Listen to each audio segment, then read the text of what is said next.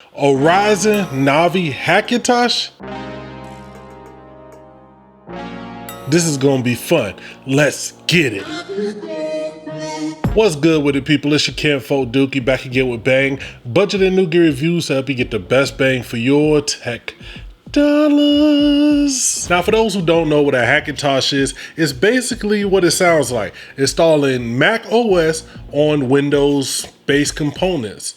This is a desktop I've had. You may remember this system. I recently just did a video about the Arctic cooler that I'm using in here, but I did start my mini ITX journey in this case right here. This is the Metallic Gear Neo Mini. It's a ITX case, but not necessarily small form factor, so that's why I went smaller and got with the case that's on my main build. Now, I've done a hackintosh in the past. It may have been 6 or 7 years. It was something pretty janky on an old work laptop, but I've never had a fully fledged desktop environment that runs Mac OS. So it'll be pretty cool to really put it through its paces and see how it works for me. Now, the purpose of this video is not, and let me emphasize that, not to do a tutorial or setup guide. Honestly, there's a lot of that information out there, and what I'm going to be doing is putting down some links that I think that you should check out if you're looking to get into this.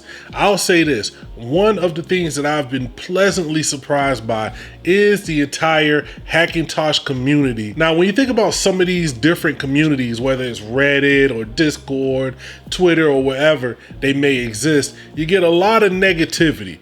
I haven't seen that so far in the hackintosh community. It seems to be predominantly full of people who either need help or want to help you get it up and running. Now, I have 3 questions that I hope to answer over the course of this video.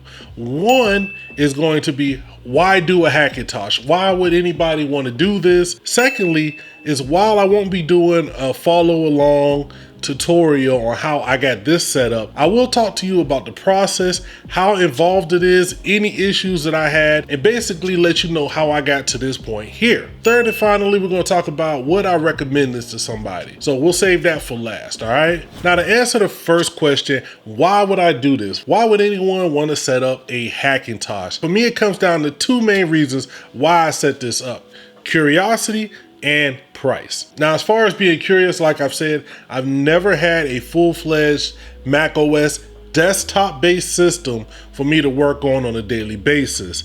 Now, I know the running joke in the past have been with people who know me on my channel, on social medias, is that I actually am not fond of Mac and Apple products in general. And for the most part, I will say that that's the truth. I have a MacBook Air that I use for work, and I have an iPad that I use just to watch videos, Netflix and stuff. That's basically my tablet. I'm not so ingrained into the ecosystem where I need all of these devices that work together. This is going to be me setting this up as its own device and kind of really taking the time to dive in and learn some things in Mac OS. Now, as a PC enthusiast, I'm always suggesting people to build their own machines. You can get the best value like that. And the same thing comes when you're looking at a hackintosh versus buying directly from Apple. And one of the benefits of Apple's whole ecosystem is that they develop their software to run on their hardware. And when you build something like this, you kind of got to work with it to get things working on your particular hardware. We'll address that later. Since we're talking about price, let's pull this up. This is something that I put together on apple.com, trying to put together a somewhat reasonably spec'd Mac Mini. I came out at over $1,600. That was for a 6-core CPU with no dedicated graphics.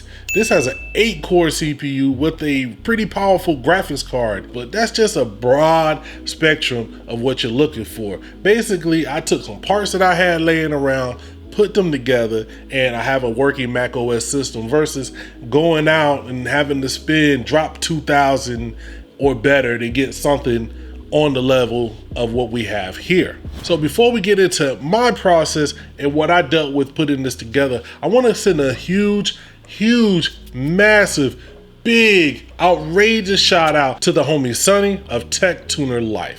He has a great YouTube channel. When I first stumbled upon his channel, he just had a bunch of tutorials on how to set up Hackintoshes on Ryzen based machines. I was like, yo, that's pretty cool. I got the parts. I mean, I should have done it way back then, but I just kept holding on to procrastinate it.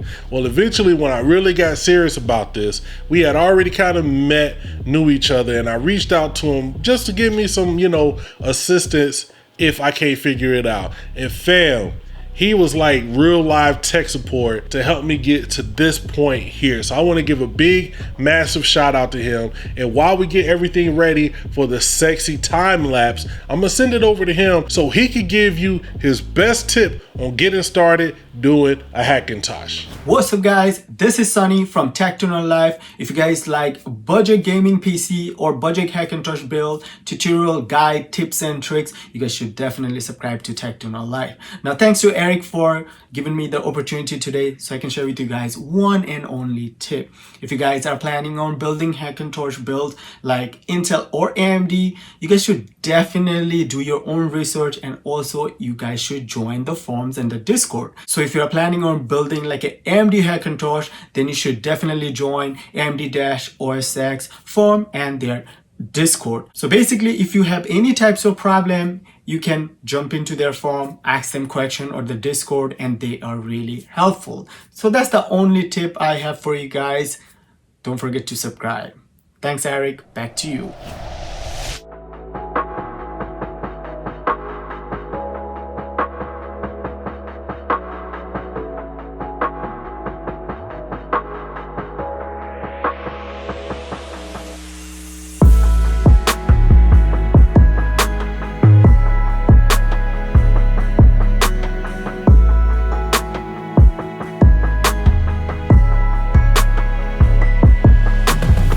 Once again, big shout out to Sonny. I promise you, there's a bunch of videos you can watch. Quinn from Snazzy Labs has a really good tutorial.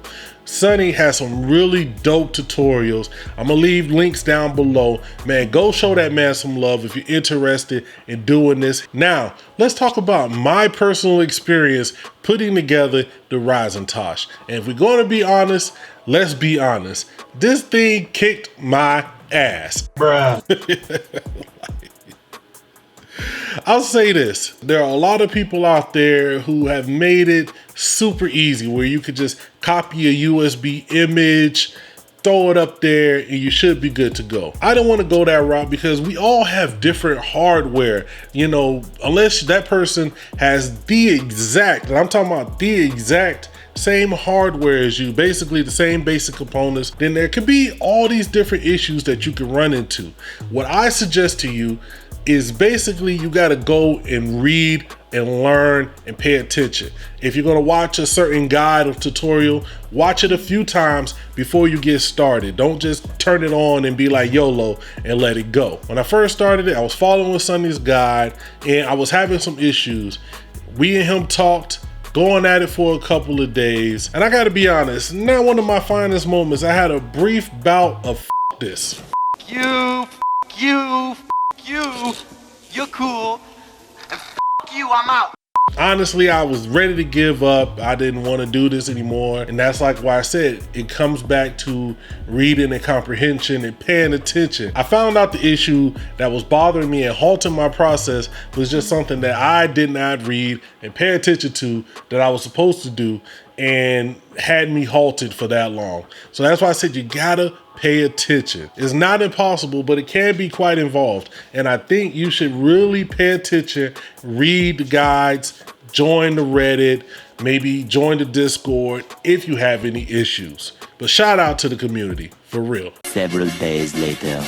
All right, folks, we are back in effect. As you can see, it's been a few days. I really wanted to take the time to use the system so I could give you my initial thoughts and first impressions, since this isn't really a how to set this up guide. I've been using the machine on and off for about a week. As you can see, we got it set up right here. And when it hooked up my little MIDI keyboard player, because honestly, one of the main programs that made me look at Apple and be like, yo, is GarageBand. The fact that that program, as powerful as it is available right out of the box. You could download it for free and get to work.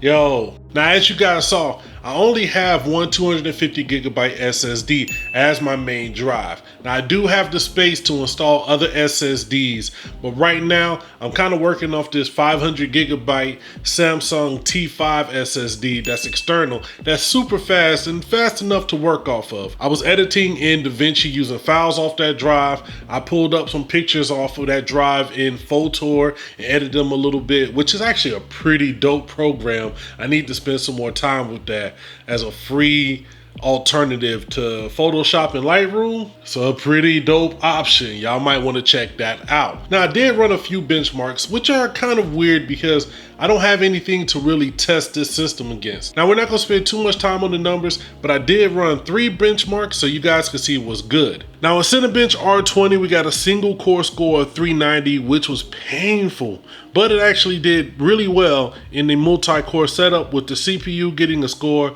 of 3,506. In Geekbench 5, the CPU single core score was 990 with the multi-score of 6123. Running the Metal GPU test netted us a score of 48,427 with the OpenCL score of 37,846. Finally, I ran NovaBench, which gave us a CPU score of 1298, a RAM score of 281, a GPU score of 403, and a disk score of 46. And I think that's where we come down to the main crux of the matter. Is it worth it to do this? The great thing about this system is not only do I have a full macOS install, I could dual boot it with Linux, maybe throw Windows on there because this is basically a PC with macOS running on it. Now, if I went out and bought dedicated Mac hardware, probably it would be a better initial experience. Wi-Fi would be working, Bluetooth would be working, so I could use Bluetooth peripherals, which I don't really use. I don't use any Bluetooth keyboards or mice. Plus I have it hooked up to Ethernet, so wireless isn't really a big deal to me, but it may be to you, which you could get adapters and all that to hook up and get all that running. Now, one of the apps that I really want to try, and I did download the 30-day trial for, is Final Cut Pro. I will be giving that a try, and we'll come back later and I'll let you know after 30 days how I'm feeling about that, or if I've made the switch officially to DaVinci Resolve. Shout out to the homie John of John's Film. But I'm gonna get up out of here, man. This is where I want to hear from you guys. If you have stayed around and watched this video, first of all, thank you. I appreciate it. Please like, share, subscribe, let somebody else know. But what I want to know is, what do you want to see me do with this machine? Right now, it's basically a second device that I set up so I can, play with GarageBand. We have a podcast we run. I eventually want to hook up like some turntables, try out Serato, things like that. But if you have any suggestions for me to do with this Ryzentosh build, let me know down below in the comments, all right? I'm gonna get up out of here. It's your kinfolk Dookie. Never forget to holler at your boy.